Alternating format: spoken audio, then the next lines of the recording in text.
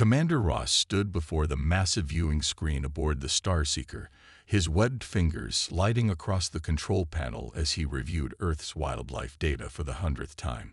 His large, silver eyes blinked slowly as images of various Earth creatures flickered before him. The gentle blue glow of the screen reflected off his pale, almost translucent skin, a common trait among his aquatic species. "Commander, you're going to love this." Dr. Walker burst into the observation deck, his gill flaps fluttering with excitement. The ship's head biologist had spent the last 3 months studying Earth's creatures, and he had developed an almost childlike fascination with the planet's wildlife. Ross turned away from the screen, his long neck twisting gracefully. "What have you found, Doctor?"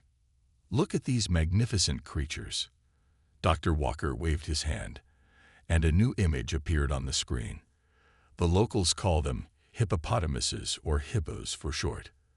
They're semi-aquatic, just like us. The screen showed a group of large, round animals wallowing in a muddy river. Their tiny ears twitched as they opened their mouths in what appeared to be friendly yawns, showing pink gums. Several young hippos played in the water, splashing around their mothers. "Aren't they adorable?" Dr. Walker's voice bubbled with enthusiasm. "They spend most of their time in the water. They're herbivores, and look at how they care for their young. They're perfect." Commander Ross studied the footage carefully. The animals did seem peaceful, lounging in the water and grazing on grass. Their round bodies and small eyes gave them an almost comical appearance. "Have you cross-referenced them with our threat assessment database?" "Of course." Dr. Walker pulled up another screen, showing various charts and graphs. They're classified as Class 1 herbivores. Completely harmless. Their only defensive adaptation is their thick skin, which evolved to protect them from the sun. They're basically giant water cows. Ross nodded thoughtfully. The Galactic Union had spent decades perfecting their wildlife classification system. A Class 1 designation meant the species posed no threat to advanced civilizations. It was the same classification they gave to Earth's rabbits and deer. "What about their behavior patterns?"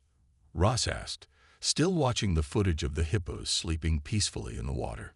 "They're social creatures, living in groups called pods," Dr. Walker explained, pulling up more data.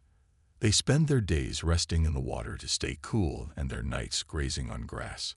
The most aggressive behavior we've observed is some mild pushing during mating season, but nothing concerning." The commander's assistant, Officer Reed, entered the observation deck with the day's reports. Her fins rustled softly as she moved. "Sir, the survey team has completed their analysis of Earth's major river systems. The African waterways would be perfect for our first colony." "And these hippos?" Ross asked, gesturing to the screen. "They're present in most of our targeted rivers, sir," Reed replied, checking her datapad. "The local humans actually consider them a tourist attraction. They bring their young to watch them from a safe distance, not because they're dangerous, but because humans are quite fragile compared to us." Ross watched as more footage played across the screen. A baby hippo nursed from its mother, while others dozed peacefully in the afternoon sun. Their rotund bodies and tiny legs made them look almost comical. How could anyone see these creatures as anything but charming? "The Council will love this," Ross said, finally. "A peaceful water species that already occupies our targeted territories. It's perfect for the public relations campaign back home." Dr. Walker could barely contain his excitement. "We could even include them in our colonial design, create shared waterways, maybe even try to domesticate them. Imagine having these adorable creatures as pets in our underwater gardens." The three aliens spent the next hour watching more hippo footage, completely enchanted by what they saw as gentle giants. They particularly enjoyed clips of hippos opening their mouths wide, interpreting the display as friendly yawning rather than what it really was, a warning display. "Add them to the official report," Ross decided. "Classify them as a potential cultural asset. The children back home will adore them." He could already imagine the stuffed toys and holovids that would be made featuring these charming Earth creatures. Later that evening, Ross recorded his personal log. Day 89 of Earth observation. We've identified the perfect location for our first major water-based colony. The local fauna includes a delightful species that shares our aquatic lifestyle. The humans call them hippopotamuses. I'm sure our linguists will develop a more elegant name for them. They appear to be gentle, peaceful creatures that will make perfect neighbors for our colonists. Their presence in our targeted rivers is actually a bonus. We won't have to displace them, and they'll add a wonderful aesthetic element to our settlements. He paused the recording and looked out the ship's window at the blue planet below. Earth's waters beckoned to them, promising a new home for his people. The fact that they would share these waters with such charming creatures only made the prospect more appealing. What Ross didn't know, what none of them knew, was that they had made a series of catastrophic mistakes in their assessment. They had observed hippos during their most peaceful moments and completely misinterpreted their behavioral signs. Those wide-open mouths weren't friendly yawns, but territorial displays. The seemingly peaceful water gatherings weren't social hours, but carefully maintained power structures. And those thick skins hadn't evolved to protect from the sun, but as armor for the brutal fights that regularly broke out between bulls. The Galactic Union's wildlife classification system, for all its complexity, had one major flaw. It was based on technological advancement. They simply couldn't conceive of a species being truly dangerous without tools, weapons, or advanced intelligence. A species that could tear apart metal with just its jaws, that could outrun a hover vehicle on land despite its bulk, and that killed more humans each year than any other African animal simply didn't fit into their understanding of primitive wildlife. As Ross finished his log entry, somewhere in Africa, a massive bull hippo emerged from a river, its 3-ton body glistening in the moonlight. It opened its mouth in what the aliens would have called a cute yawn, revealing teeth that could exert a force of almost 2 tons per square inch. The hippo wasn't yawning. It was practicing for battle, as its kind had done for millions of years. The aliens' sophisticated scanners recorded this behavior and classified it as adorable. Their AI systems tagged it as perfect for children's entertainment programs. Their cultural analysts suggested incorporating hippo imagery into their colonial architecture. Not one of them noticed the deep scars on the older bulls, the crushed bones of crocodiles that had made the mistake of entering their territory, or the way other animals gave them a wide berth. Not one of them thought to ask why local humans built their villages away from hippo-populated rivers, or why African wildlife guides carried their heaviest rifles when near hippopods. As the Star Seeker continued its orbit around Earth, its crew dreaming of peaceful coexistence with their new aquatic friends, nature was about to teach them a lesson about the true meaning of danger. The most powerful jaws in Africa were waiting for them, and no amount of advanced technology would prepare them for what was coming. Commander Ross made one final note in the ship's official record. Local fauna status: completely harmless. Recommendation: proceed with colonial establishment. Special note: consider breeding program for hippopotamuses as companion animals. It would turn out to be the most ironic entry in Galactic Union history. The morning sun cast long shadows across the Zambezi River as 50 massive alien ships descended from the sky. Their sleek, silver hulls reflected the golden light, creating spectacular patterns on the water surface. Local wildlife officials watched from a safe distance, their radios crackling with urgent messages from various government agencies. Tom Wilson, the head ranger of the region, grabbed his binoculars and focused on the largest ship. His hands were steady, but his voice trembled slightly as he spoke into his radio. They're landing right in the middle of the hippo territory, right in the bloody middle of it. The alien ships, designed for water landings, settled gracefully onto the river's surface. Their hulls, made of what the aliens called indestructible neosteel, barely disturbed the water. Small waves lapped against the shores, where a pod of hippos watched with unusual interest. Inside the command ship, Commander Ross supervised the landing operations. Perfect positioning, he said, his webbed fingers dancing across the control panel. Begin deployment of the floating platforms. Dr. Walker could hardly contain his excitement. "Commander, look, our new neighbors are already coming to greet us." He pointed at the group of hippos that had begun moving toward the ships. Their small ears twitched forward with curiosity. "Deploy the welcome team," Ross ordered. "Remember the protocols. No sudden movements. Maintain a friendly posture. And begin the bonding process as we discussed." The first team of aliens emerged onto their newly deployed floating platform. They wore what they considered to be light protection suits, mainly designed to help them breathe both in and out of water.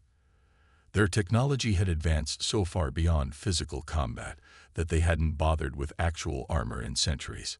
Officer Reed led the welcome team, carrying what they called peace offerings, large bundles of specially prepared vegetation that their research suggested would appeal to the hippos. She moved to the edge of the platform, her silver eyes wide with wonder as she watched the massive animals approach. Back on shore, Tom Wilson was frantically trying to get someone to listen to him. "You don't understand," he argued into his radio. "Those hippos aren't being friendly. They're investigating a threat to their territory." But the government officials on the other end of the line were more concerned with diplomatic protocols than wildlife behavior. "Just stay back, Wilson. The aliens have assured us they've studied Earth's wildlife extensively." The first hippo, a massive bull weighing over 3 tons, approached the floating platform. Officer Reed cooed at what she thought was an adorable animal coming to make friends. "Look at its tiny ears. And those sweet little eyes." She held out a bundle of vegetation, completely misinterpreting the hippo's wide-open mouth as excitement for the food rather than the warning display it actually was. From his observation point, Tom whispered to himself, "Don't do it. Don't get any closer to that bull." But the aliens, in their enthusiasm, had made another critical mistake in their research. They had studied hippo behavior, but had filtered it through their own peaceful cultural lens. When they saw hippos opening their mouths wide, they interpreted it as a sign of happiness. When they observed hippos marking their territory, they saw it as playful water games. More alien ships began deploying their platforms, creating what they envisioned would be a beautiful floating city. Their architects had designed structures that they thought would complement the local wildlife, with special hippo lanes and viewing areas. Dr. Walker, now on one of the platforms himself, was documenting everything for what he planned to be a groundbreaking research paper. "Notice how they gather around our platforms," he dictated into his recorder. "They clearly recognize us as fellow water-dwelling beings. This is a historic moment in interspecies cooperation." The reality was far different. The hippos were gathering because the aliens had inadvertently placed their landing platforms right in the middle of several hippopods' territories. The bulls were not coming to make friends. They were coming to address what they saw as an invasion of their space. Tom Wilson watched in horror as more aliens emerged onto their platforms, completely oblivious to the growing tension in the water. He'd spent 20 years studying hippo behavior, and he knew exactly what was about to happen. The way the bulls were positioning themselves, the unusual silence from the pod, the slight ripples in the water indicating submerged hippos moving into position. All of these were clear warning signs to anyone who knew what to look for. Commander Ross's voice echoed across the water from the ship's communication systems. "This is a momentous day for both our species. We look forward to peaceful coexistence with Earth's charming aquatic life forms." At that exact moment, the first hippo bull decided it had seen enough of these strange creatures in its territory. It submerged briefly, a move that the alien sensors interpreted as playful diving behavior. Their sensors were still reporting this when the bull surfaced right next to one of the floating platforms, jaws open wide enough to swallow an alien whole. Officer Reed, still holding her bundle of vegetation, barely had time to register that something was wrong before the platform beneath her feet shuddered. The bull's massive jaws had clamped onto the edge of what the aliens had assured everyone was an indestructible structure. The sound of twisting metal filled the air, followed by the surprised screams of aliens who had never imagined that a primitive Earth creature could damage their advanced technology. The hippo's jaws, capable of exerting more force than the alien ships could withstand, began crushing the platform's edge like it was made of paper. Dr. Walker, watching from a nearby platform, was still trying to maintain his scientific objectivity. "Fascinating," he exclaimed, recording frantically. "They appear to be more physically capable than our initial study suggested. Perhaps this is some form of strength display meant to." His words were cut off as more hippos began surfacing around the platforms. The bulls, already territorial by nature, had decided that these strange floating things and their odd occupants needed to go. Now, Tom Wilson finally got through to someone who would listen: the regional military commander. "You need to get those aliens out of there right now," he urged. "Those hippos aren't playing. They're about to defend their territory, and trust me, you don't want to see what happens next." But it was too late. The aliens' first attempt at establishing a water colony on Earth was about to become a lesson in why you should always listen to local wildlife experts. As the sun climbed higher in the sky, the sound of twisting metal and alien screams echoed across the Zambezi River, marking the beginning of what would become known in Galactic Union history as the Great Hippo Miscalculation. Commander Ross, watching from his ship as chaos erupted below, made one final entry in the ship's log: "Emergency alert. Local fauna displaying unexpected aggressive tendencies. Immediate reassessment of Class 1 herbivore classification recommended." In the background, the sound of another platform being torn apart by hippo jaws punctuated his words with brutal irony. They called Hippos cute, until their fleet was torn apart by Earth's most unexpected killer. Part 3. First Blood. Chaos erupted across the Zambezi River as the hippo bull's massive jaws crushed through the alien platform like it was made of cardboard. Officer Reed stumbled backward, her silver eyes wide with disbelief as the indestructible neo-steel crumpled under the force of the animal's bite. "Impossible," she gasped, watching pieces of their advanced technology fall into the churning water. "Our materials can withstand the pressure of deep space." But the hippo didn't care about deep space pressure ratings. It cared about one thing: these strange creatures had invaded its territory, and they needed to leave. Now, Dr. Walker, still recording from his nearby platform, couldn't process what he was seeing. "This defies all our research. The bite force readings must be off the charts." His scientific excitement quickly turned to horror as he realized more hippos were surfacing around them, their small eyes focused with frightening intensity on the alien structures. Commander Ross's voice crackled over the communication system. "All personnel, return to the ships immediately. This is not a drill." But getting back to the ships wasn't as simple as they'd planned. The aliens had designed their evacuation protocols for technical failures or attacks from technologically advanced species, not for dealing with angry 3-ton river horses. Tom Wilson watched through his binoculars as the scene unfolded. "They're going to try to use their fancy weapons," he muttered to himself. "That's going to be mistake number 2. Sure enough, the alien security forces deployed their energy-based defensive systems. Beams of light shot across the water, designed to create barrier fields that could repel most known weapons. The hippos barely noticed them. Their thick skin, evolved to withstand both sun and serious battle damage, proved remarkably resistant to the alien technology. A young alien scientist made the mistake of trying to reason with an approaching hippo. "We mean you no harm," he called out, holding up his hands in what his species considered a universal peaceful gesture. "We can share this habitat." The hippo's response was to surge forward with surprising speed for its size, jaws open wide.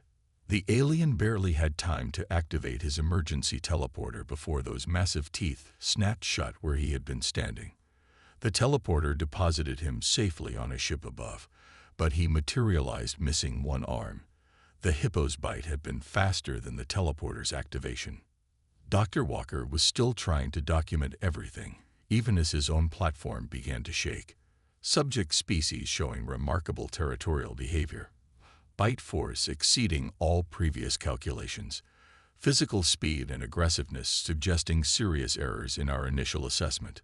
A female hippo with a calf nearby decided she'd had enough of the noisy floating thing in her nursery area. She dove underwater, a move that confused the aliens' tracking systems. These systems, designed to detect energy weapons and advanced technology, weren't prepared for the simple effectiveness of 3 tons of angry mother hippo rising from below. The impact as she surfaced under the platform sent aliens tumbling into the water. Their environmental suits, designed for peaceful exploration, offered no protection against the raw power of African wildlife. In the water, the aliens discovered another horrible truth. While they were indeed an aquatic species, they were no match for a hippo's underwater agility. Defensive positions. Commander Ross ordered from the main ship, deploy the containment fields. But the hippos were now in full territorial defense mode. More platforms were being crushed, and the aliens' sophisticated weapons proved useless against simple brute force. Tom Wilson keyed his radio again. "You need to tell them to get their ships out of the water," he urged. "Hippos can walk on the river bottom. They're going to go for the hulls next." His warning came just moments before the first bull demonstrated exactly what he meant. The hippo dove deep, disappeared under one of the smaller alien ships, and then pushed up with all its massive strength. The ship, designed to withstand the pressures of space, but not the focused force of an enraged hippopotamus, developed a significant dent in its hull. Panic spread through the alien fleet. Their sensors, finally recalibrated to monitor physical damage instead of energy weapons, were showing alarming readings. The hippos were systematically attacking everything in their territory, and their simple, brutal effectiveness was overwhelming all of the aliens' defenses. Dr. Walker, who had finally been forced to abandon his scientific observations and run for safety, made it back to the main ship just in time to see something that would haunt his dreams. A particularly large bull hippo had taken offense to the lights and noises coming from one of their smaller scout ships. The hippo charged through the water, burst up underneath the vessel, and clamped its jaws onto the ship's propulsion unit. The resulting explosion lit up the morning sky, but even that didn't deter the other hippos. If anything, it seemed to enrage them further. They began working in groups, a behavior the aliens hadn't thought possible for simple herbivores. While some hippos attacked the platforms and ships directly, others herded the aliens who had fallen into the water, cutting off their escape routes. Commander Ross watched in horror from the bridge of his command ship as his carefully planned first contact turned into a disaster. "How?" he demanded of nobody in particular. "How can primitive animals do this much damage to our technology?" Tom Wilson, still watching from the shore, had the answer. "Because they're not just animals. They're hippos. And you picked the wrong species to underestimate." The morning sun now illuminated a scene of utter chaos. Pieces of alien technology floated on the river's surface, while beneath the water, hippos continued their relentless assault on anything that didn't belong in their territory. The aliens' sophisticated sensors, their advanced weapons, their indestructible materials, none of it mattered against the simple, overwhelming force of Earth's most underestimated killer. As the aliens initiated emergency evacuation procedures, Dr. Walker made one final entry in his research log.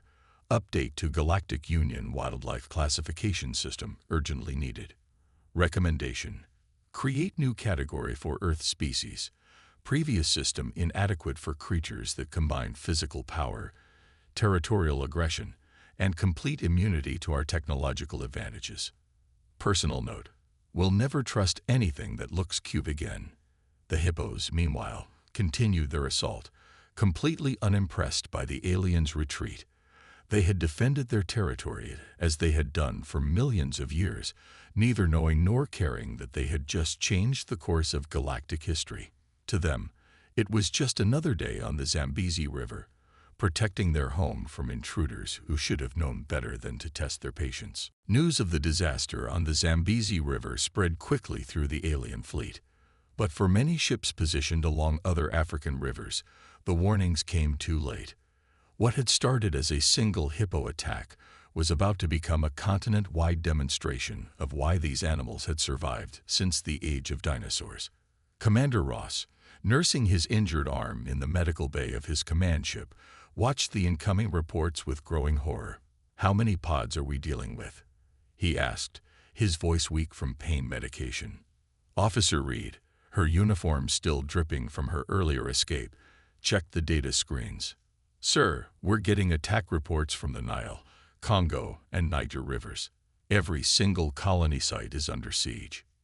In the Nile Delta, a group of alien scientists had thought they were safe in their hovering research station floating 10 feet above the water. They discovered, to their shock, that hippos could jump much higher than anyone had anticipated. The entire station tilted sideways as a 2-ton bull launched itself partially out of the water, its massive jaws clamping onto the station's support struts. "That's physically impossible," screamed one scientist as their advanced equipment crashed into the river. "Their muscle mass to jump ratio shouldn't allow." His scientific objection was cut short as he had to evacuate the crumbling station. Dr. Walker, who had somehow maintained his scientific curiosity despite his terror, was analyzing the attack patterns. "They're not just attacking randomly," he reported, his fingers shaking as he pointed to a map. "Look at these patterns. They're methodically destroying every piece of our technology that enters their territories. It's like they're following some sort of battle plan." Tom Wilson's voice crackled over their communication system. The aliens had finally decided to listen to the human expert, though much too late. Hippos have been defending their territories for millions of years. They know exactly what they're doing. The alien fleet's defensive coordinator attempted to adapt their strategies. They deployed sonic weapons designed to disorient advanced species, only to find that the hippos either ignored them completely or became even more aggressive.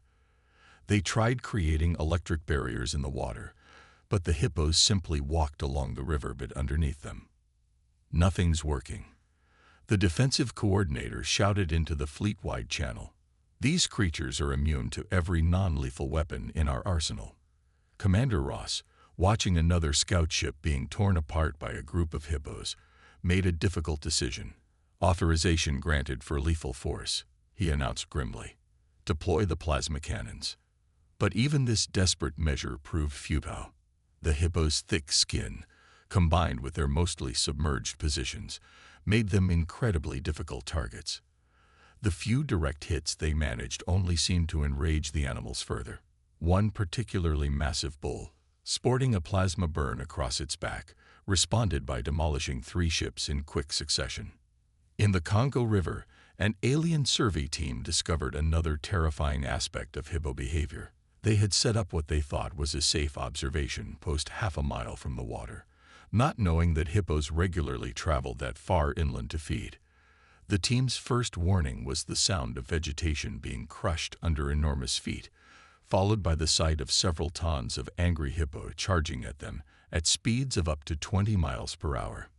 "They can run," screamed one alien observer as they abandoned their equipment and fled. "Nobody said they could run." Tom Wilson's voice came over the radio again, now unable to hide a hint of satisfaction. "Hippos can outrun humans on land. Did nobody bother to read the wildlife guides we sent you?" The aliens' sophisticated battle computers, programmed to counter everything from energy weapons to antimatter bombs, were rendered useless by the simple, brutal efficiency of the hippo attacks. These machines could calculate the trajectory of a fusion torpedo or predict the pattern of a quantum strike, but they had no defense against 3 tons of muscle and teeth, simply crushing through their hulls. Dr. Walker, who had moved his observation post to what he hoped was a safe distance, continued his scientific documentation. Day 2 of the crisis. Our entire defense strategy, based on repelling technologically advanced threats, has proved completely ineffective against pure primal aggression. The hippo's combination of physical power, territorial instinct, and amphibious capability has revealed a critical flaw in our military thinking. The Galactic Union's emergency response team, finally arriving to assist, proved equally unprepared.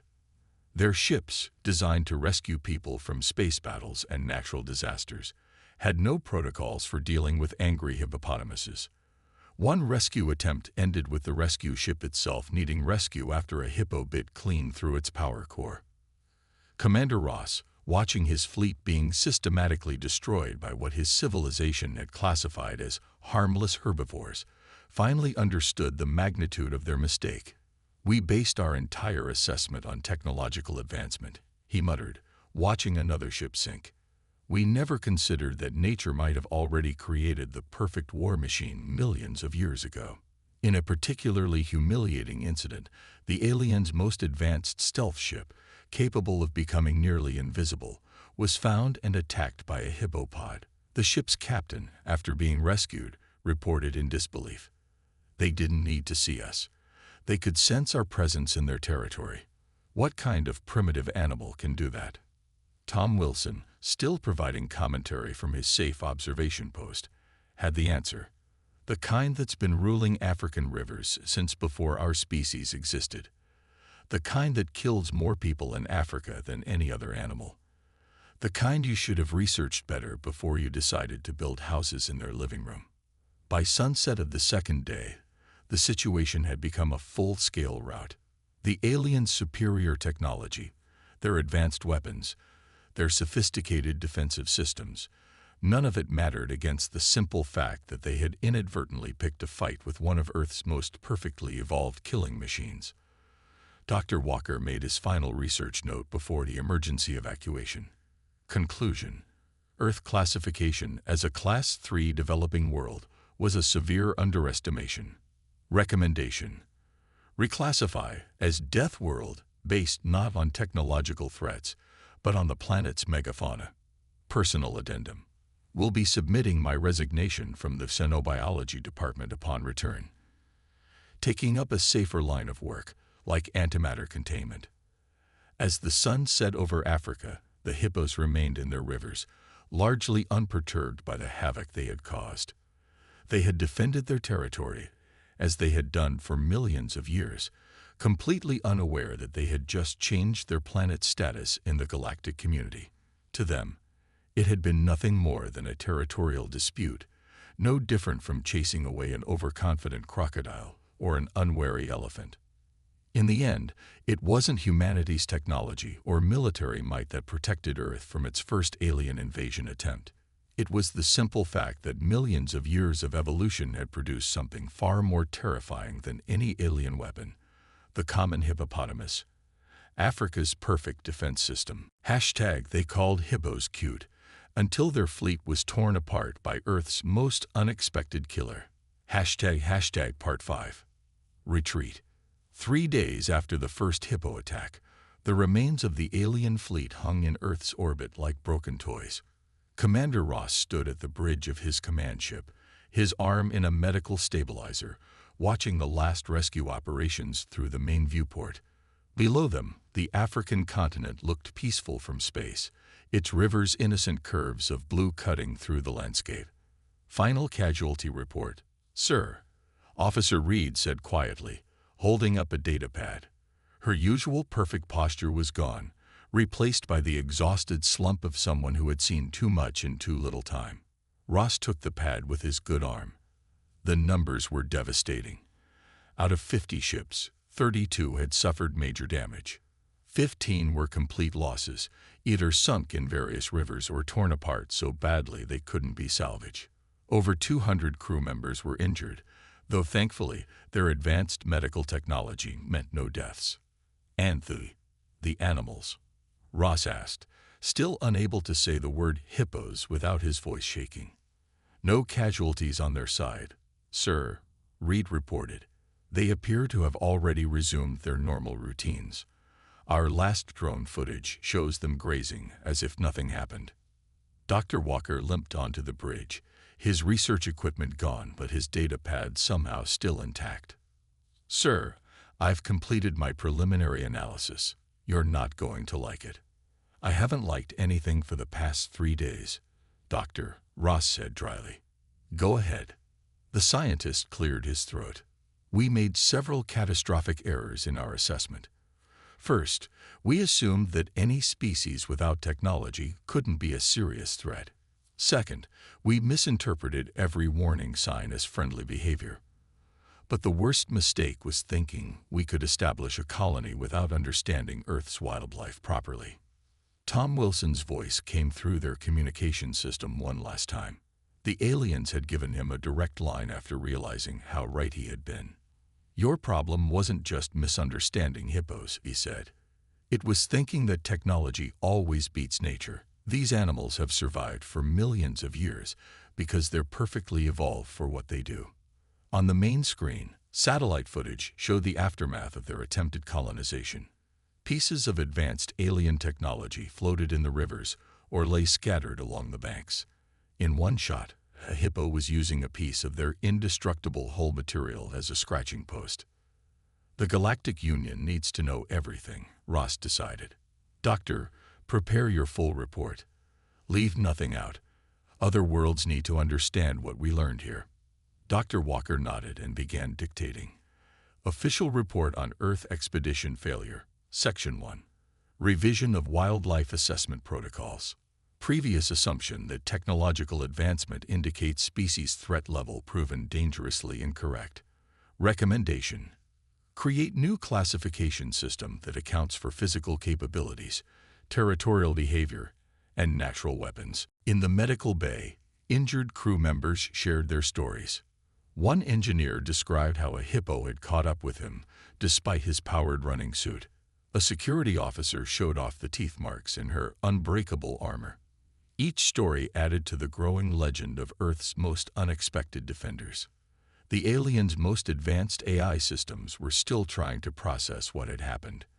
Their combat computers, designed to learn from every encounter, were struggling to create effective countermeasures against what was essentially a very large, very angry water horse with teeth that could crush steel. "Sir," Officer Reed called out, "the Galactic Union Council is requesting a direct conference."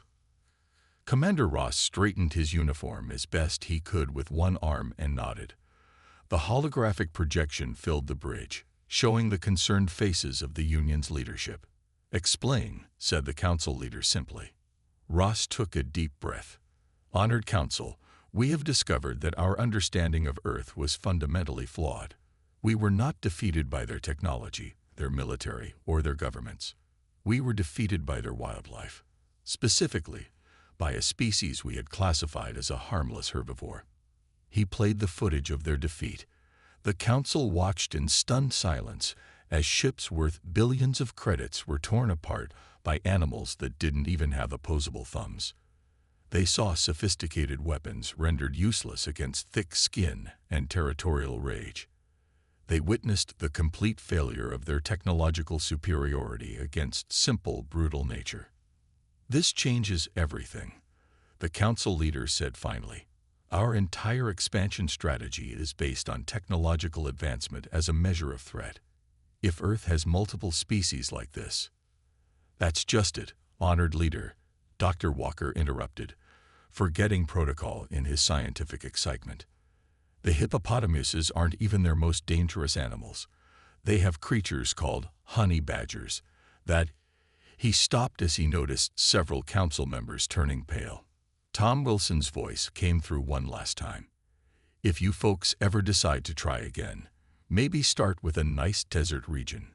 Just, watch out for the camels, and the scorpions, and the snakes. Actually, maybe just stick to the poles, though I should warn you about polar bears." The council leader quickly called for a vote. The result was unanimous. Earth would be reclassified as a death world, not because of its human inhabitants, but because of its wildlife. All colonization plans were to be suspended indefinitely. Back on Earth, life continued as normal. The hippos lounged in their rivers, occasionally yawning those massive yawns that the aliens had once thought were so cute. They showed no sign that they had just repelled an alien invasion, no indication that they had changed their planet's status in the galaxy. They simply continued doing what they had done for millions of years, defending their territory against anything foolish enough to challenge them. Commander Ross made his final log entry before the fleet jumped to hyperspace. End mission report. Primary colonization objective. Failed. Secondary objective of scientific research. Succeeded, at great cost. Final recommendation.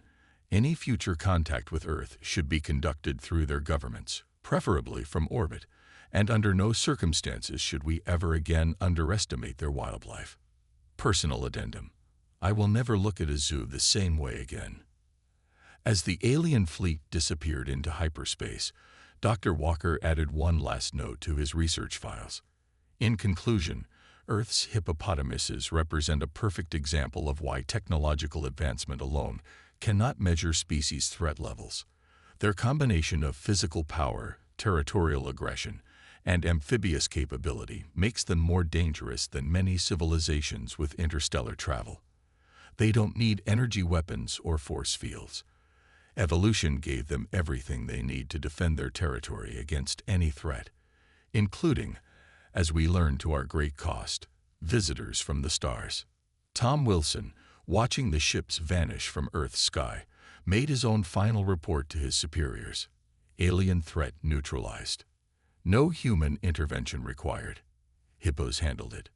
Yes, really. No, I'm not drinking. Can we please update our wildlife warning pamphlets for any future alien visitors? I suggest starting with the phrase, "Don't let the cute faces fool you." The sun set over Africa's rivers one last time on the Great Hippo War, as some humans were already calling it. The hippos neither knew nor cared about their new status as Earth's first line of defense against alien invasion. They simply continued their lives, watching over their territories with those deceptively gentle eyes, ready as always to remind anyone, human, alien, or otherwise, why they had survived since the dawn of time. In the end, it wasn't advanced technology, clever strategies, or sophisticated weapons that protected Earth. It was simply the fact that evolution had already created the perfect guardian, 3 tons of territorial attitude with jaws strong enough to crush alien ships like toys. The galaxy would never again make the mistake of thinking Earth was defenseless. After all, any planet whose cute animals could defeat a space fleet was definitely not to be trifled with.